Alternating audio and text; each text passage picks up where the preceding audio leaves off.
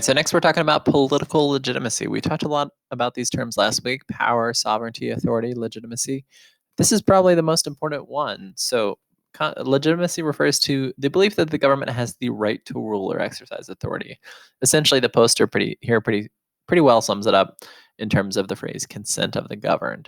So thinking about how this term exists, it's really interesting to see legitimacy play out across the AP6 in liberal democracies like the UK, but also in authoritarian regimes like China and like Russia.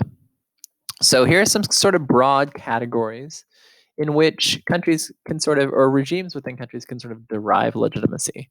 And I would say most of these you'll rarely find a country where it has sort of one right answer or one source of legitimacy. Most regimes play on a lot of different things. So the first one is probably the least relevant to the course: traditional legitimacy. So something like religious tradition or kind of monarchy, divine right, firstborn son type deal, determines who should rule a country. So the closest we come to this is Iran, and in sort of the religious institutions that have control over the governmental institutions within the country. But and I would say they definitely they sort of derive legitimacy from their religious interpretations of the role of government. So I would say traditional probably does play a role within Iran, but probably a mix of that one and legal, because they derive their legal system from religion as well.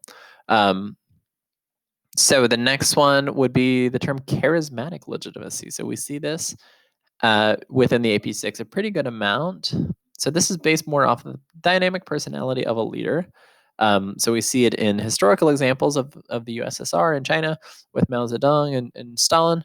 And we see it today in sort of the personality of a leader. Vladimir Putin is the best example of this within the AP6. So the regime is sort of built on the back of Vladimir Putin, I would say. And interesting kind of ways in which China and Mexico and even Nigeria, you see a little bit of development of charismatic legitimacy within the country, essentially. All right. So the last one is rational legal legitimacy. So these are based on well-established kind of laws and the rule of law itself. So you would say the UK probably has rational legal legitimacy for the most part, with a little sprinkling of traditional and the Queen kind of in there.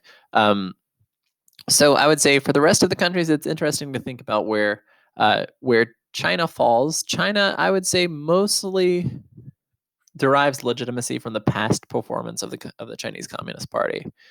So where that falls is a little bit tricky. Probably rational legal is the best example, but it's a little bit tricky. And then Mexico and Nigeria are interesting as well. We'll talk about when we get to those countries. And I would say probably those countries struggle with the concept of legitimacy more so than some of the other ones that we talk about. All right, so some other things that encourage legitimacy: nationalism. We've seen that within Putin's Russia, and also within China.